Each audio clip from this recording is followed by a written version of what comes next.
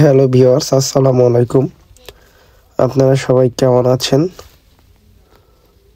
আশা করি সবাই ভালো আছেন। তো এটা হচ্ছে বেনাপোল বর্ডার। এখানে দেখতে পাচ্ছেন ইন্ডিয়ার অনেকগুলা ট্রাক এই জায়গায় রাখা আছে এবং ইন্ডিয়ার থেকে মালামাল কন্টিনিউ আনা নেওয়া হয় এই বেনাপোল বর্ডার দিয়ে। এটা হচ্ছে ইমিগ্রেশন অফিস বেনাপোল। এই জায়গা থেকেই আসলে ভিসা প্রসেসিং করা হয় এবং আপনারা ইন্ডিয়াতে যেতে পারেন।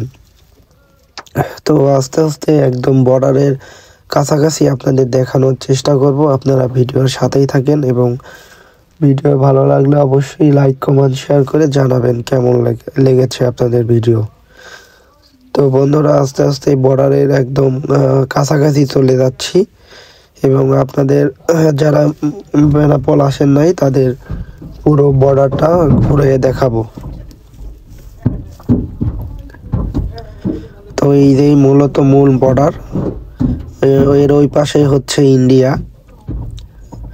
তো এখানে আসলে আমি কয়েকবারই আসা হয়েছে পর্যন্ত, যশোর আসার পর থেকে। এই যে বিডিআর ভাইরা দেখতে পাচ্ছেন ডিউটি করতেছে। তো এখানে কিছু ছবি টবি তুলে আমরা আবার ব্যাক করবো আমাদের গন্তব্যস্থলে।